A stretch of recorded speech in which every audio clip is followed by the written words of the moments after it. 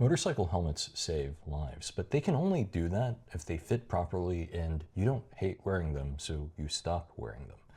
And there's a problem with how we categorize helmet shapes that's hurting the fitment part of that equation that nobody's really talking about. And in front of me is a perfect example of that, where I have 5 helmets I own and fit correctly into 4 of them, but on paper, I'm only supposed to fit into 1 of them. If you've ever browsed Revzilla's or Cycle Gear's websites, you know what I'm talking about. They have this helmet buying guide that subcategorizes motorcycle helmets by 3 different head shapes: long oval, intermediate oval, and round oval. Now, this isn't something that Revzilla came up with. The entire motorcycle helmet industry uses this system, except it's not really a system because there's no industry standard dictating what's long, intermediate, or round oval. Every manufacturer has different shell shapes and sizes, and in fact there's even variation in sizing and shape between different helmets in each manufacturer's own product lines. Some helmet companies, like Arai, actually make different helmet shells specifically for each head shape, but to make things even more complicated, humans don't have these 3 exact head shapes. It's a spectrum of shapes that run from oval to round. But if there's no standard, when does a helmet become so round that it becomes a round oval helmet? Or so long that it becomes long oval? And if everything in between round oval and long oval is intermediate oval, what does that even mean? But before we dive helmet first down this rabbit hole, I need to establish what it means for a motorcycle helmet to fit your head correctly and why that's important. First, the helmet has to be the right size. To find that out, we find the measurement of the circumference of the crown of your head. So take a tape measure and measure about 1 centimeter above your ear, and that will tell you what helmet size you need to wear. For example, I measure a little over 60 centimeters, and that puts me right between most large and XL helmets, especially since I usually ride with a headsock, which adds a little bit to that measurement. Second, the helmet also has to be the right shape. And that's because the EPS foam and the liner of a helmet only work if they're seated against your head. If there's a substantial gap between the liner and your forehead or the sides of your head, instead of acting as this armored layer over your skull to absorb the force from any impact, the helmet's going to hit the ground, and then your head will hit the inside of the helmet, and not necessarily the parts of the helmet that are padded. Now, if you've gotten everything right, it should ultimately feel like you're wearing a hat that's 1 size too small for you, with your cheeks squished up by the cheek pads. In other words, very snug, but even pressure all around your forehead, your temples, the sides of your head, your ears, and the back of your head. If your ears are getting pinched because they fold, try wearing a headsock.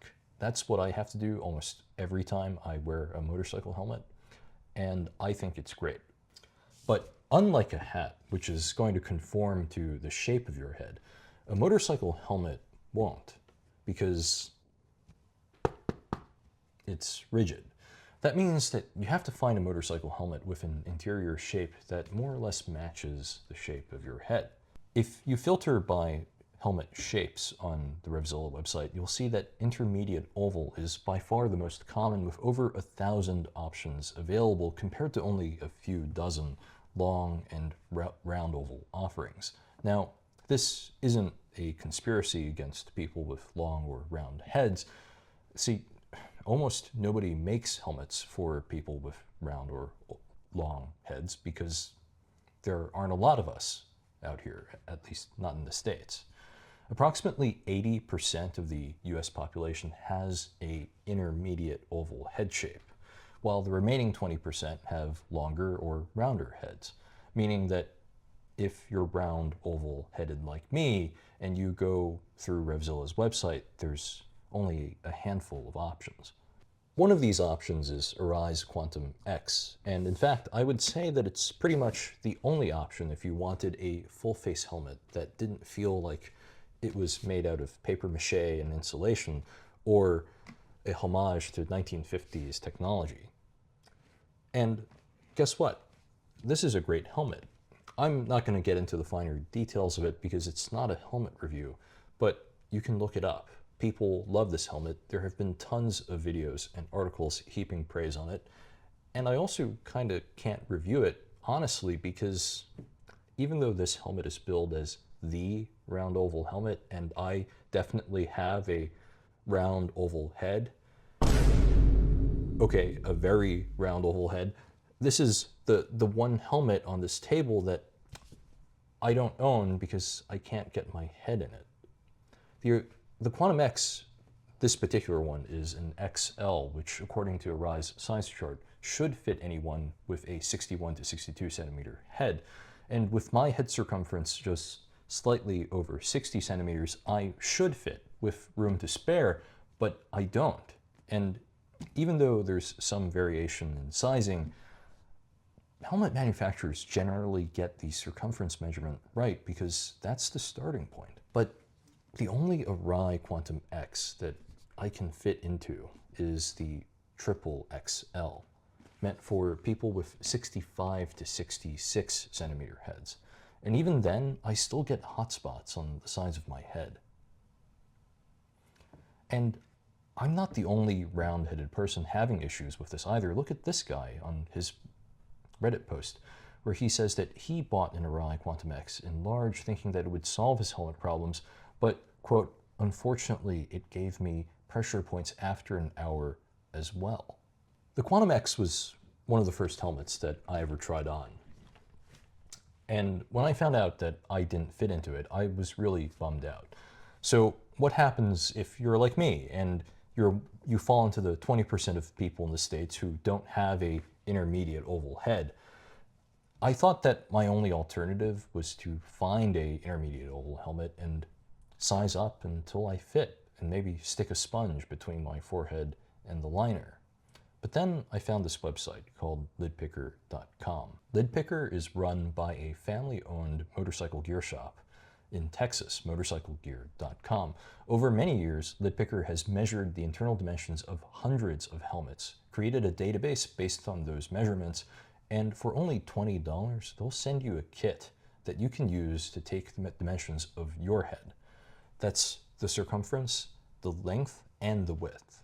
Using those numbers, they'll cross-reference the data they've gathered and generate a report of helmets that are likely to fit you and helmets that are unlikely to fit you as well. After analyzing my measurements, Lidpicker recommended the Nexx XR2 in extra large and the Nexx X40 in large. But these two options really surprised me because on paper, I shouldn't have fit into either of them. The XR2 is categorized as a long oval helmet and the X40 is intermediate. At the very least, I should have to size up one size to get into the X40, not wear it in large. And the XR2, with my round oval head, how can I fit in a long oval? I was so surprised by all this that I called Lidpicker to confirm the results, and when I spoke to the representative, he assured me that there was no mistake in the system, they hadn't gotten the numbers flipped, and that, in fact, the XR2's internal dimensions made it wider than the Quantum X. But how could this be? If the Quantum X is the round oval helmet and this is a long oval helmet, how does that work? Who's classifying these helmets as round or long? And that got me thinking. Remember that statistic I had mentioned about 80% of the population in the US having intermediate oval heads? Well, that's not necessarily true worldwide. And if you take a look outside of motorcycle helmet studies to look at studies about helmets generally, we find that there are round oval heads more prevalent in Asia, but also in Europe. And we also know that some manufacturers like Arai make specific helmet shells for specific markets like the US. And then it struck me, what if Nexx, which is located in Portugal, unlike Arai, didn't make a region-specific helmet, and they had made a long oval helmet based on what they believed was a long oval head, which in turn was based on data that they had available local to them in Portugal or the wider part of Europe. That would make sense because if I can fit into their intermediate oval X40 in a size that's slightly smaller than my head, this would have to be rounder than they're letting on. And that would make the XR2 not long oval, but perhaps at best a intermediate oval. If you think I'm crazy, or if you just don't want to accept LidPicker's data, just look at these reviews for the XR2. Like this one saying, this isn't long oval, and another one saying the same thing. My suspicions were confirmed when the successor to the XR2, the Nexx XR3R, came out. When I bought this helmet, I went through a bit of a misadventure. I initially purchased a XR3R from Mozilla. I tried it on, it fit great, but ultimately I had to return it because there were some parts missing from the box. When I was Googling to find prices for another one, this one randomly appeared in my Google search and it caught my eye because of this particular ISO color scheme. Now, there was a problem. This color scheme wasn't available in the US, and I ended up taking a risk and buying it from a European retailer. And guess what? It fits just like the US XR3R. By the way, I don't recommend that anybody do that. Nexx won't honor a warranty claim for a Euro helmet in the US, and this helmet isn't DOT approved, meaning that it's technically not street legal. I just really like this graphic, and I was also looking for a dedicated track day helmet. Before I bought this helmet, I had emailed Nexx, and I asked them directly, would I be able to fit in the XR3R given that I had a round oval head and I was coming from the XR2?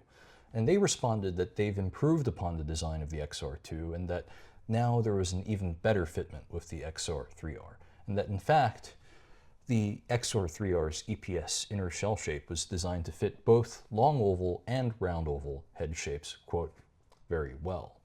Now, this seems a bit optimistic to me, and unfortunately I can't tell you what the XR3R feels like for a long oval-headed person, but I can tell you that this helmet does fit me and my very round head perfectly. I have nice even pressure all around my head and no space between my forehead and the soft liner. It does indeed fit better than the XR2 because even though the XR2 did fit me correctly, it was a little too comfortable right out of the box. And once it broke in, it was a little looser than I would have preferred it to fit and not quite as snug as the XR3R. All of this got me thinking, does this mean that some manufacturers are just making the helmets that they've always made and advertising the helmets as intermediate oval in the US market because that's what the majority of the population is? Manufacturers are undoubtedly aware of that 80% intermediate oval statistic, and we also know at this point that they don't necessarily know exactly what head shape they're targeting because they can't. There's no industry standard, and head shapes also aren't exact. But let's think about this. If you made a helmet that was somewhat rounder or somewhat longer, but not extremely round or extremely oblong, just enough so that it could accommodate the intermediate oval heads, but also either long oval heads or round oval heads. What incentive do you have as a manufacturer to advertise that helmet in the United States under the current system of shape classification as a long oval helmet or a round oval helmet? You'd be effectively cutting yourself off from at least 80% of the market for access to less than 20% of the market. And this issue isn't unique to Nexx. The Leatt 8.5 helmet is a great example of this too, and Revzilla actually made a video review of this helmet where the reviewer, Brandon, talked about how it didn't match its designated intermediate oval shape. But they didn't go so far as to actually challenge that designation. They just said that it seemed to be rounder. And look at this comment, and the reply to it too. This person writes, "It puts a lot of pressure on my forehead. I tried the previous version and had the same thing." When I saw this video in the comments, I immediately put in an order for one of these helmets. The official name is the Leatt Composite 8.5 V23 helmet plus 5.5 goggles kit, and as the name suggests, it comes with goggles, which is awesome, and also a mouthful. Interestingly, even though it's a dirt bike helmet, the Leatt 8.5 is both DOT and ECE certified, making it street legal in the United States and abroad. And in terms of safety, it also exceeds FIM specifications. Ask me how I know. And I'm happy to report that this helmet fits me extremely well. It does fit so snugly that as a result, I decided to size up to an XL since I'm between sizes. And it still fits with no gaps between the liner and my head. And to the best of my knowledge, this is the only dirt style helmet for riders with rounder heads. But at the end of the day, this helmet is still classified as an intermediate oval helmet, and so was its predecessor. All of this confirms that there is indeed no industry-wide standard dictating what an intermediate, long, or round oval head or helmet is supposed to be shaped like. That it's the manufacturers, not the retailers, who are categorizing the helmets as long, round, or intermediate, and that modern motorcycle helmets are clearly designed to accommodate a range of head shapes, like Brandon's and mine, if we can both own and fit into the same helmet. And all of that above basically means that the categories of shapes that we're relying on are meaningless. I have two takeaways from all this. The first is that the current system of siloing helmets into 3 shapes just doesn't work. It incentivizes manufacturers to do the wrong thing, at least in the United States, and just label them intermediate, even if they can accommodate one extreme or the other, because they need to advertise it to as much of the US market as possible. They're not going to spite the primary 80% market just so that they can let people with long or round heads know that it might fit them. But then if everything's intermediate, the numbers on Rozilla's website would suggest, then nothing is intermediate because the word has lost its meaning. This creates a chaotic, confusing system that causes consumers to repeatedly buy the wrong helmets and in many cases be unable to return or exchange them. A much better system that would be way more informative would be to just get rid of the intermediate category altogether and replace it with more oval or more round. Because to the best of my knowledge, a universal fit helmet is impossible unless someone with the XR3R would like to let me know and prove me wrong. But at least with a binary system, then folks with rounder heads or longer heads would be able to look at one of these helmets and say, hey, I might fit in that, let me give it a shot. Second, until we adopt a new system, the final word on helmet shape can't be the manufacturers in the absence of some industry standard. Right now, the only organization that has any right to be categorizing helmets into shapes is Lidpicker.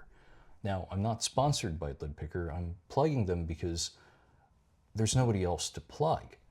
I don't know if there's anybody else out there who's actually collected empirical data that can be verified about the dimensions of all of these helmets.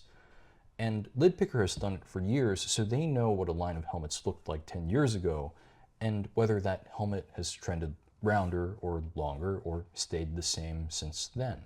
And yes, there's a cost to getting access to their data. And yes, I don't know if they have all the newer helmets like the XR3R or the Leatt in their system. But if you do spend that $20, you're going to get a $15 store credit towards buying a helmet at motorcyclegear.com. And if you're handy enough to make one of these calipers or an equivalent of it so that you can take the measurement of the length and width of your head, you only need to pay $5 to get your numbers run against their database.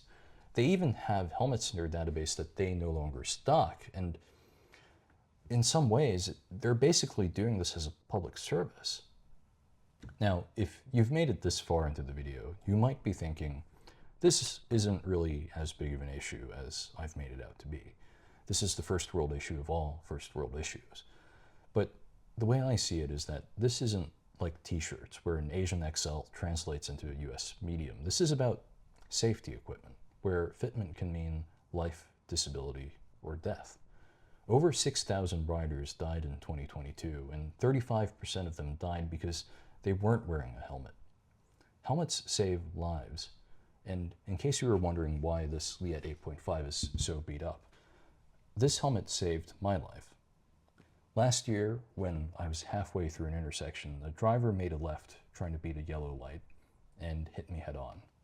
I was ejected from my bike, suffered some pretty serious injuries, but I suffered no head injuries, no neck injuries, and in fact, I didn't even get a concussion.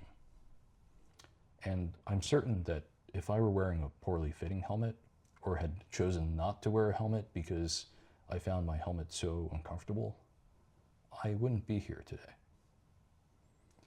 So the next time you look at a helmet and you think, there's no way that helmet's gonna fit me, think again, because it just might. You just need to try it on. And if you can't try it on, there's always lid picker. Colors of white and gray, behind an empty space, can't always tell what you're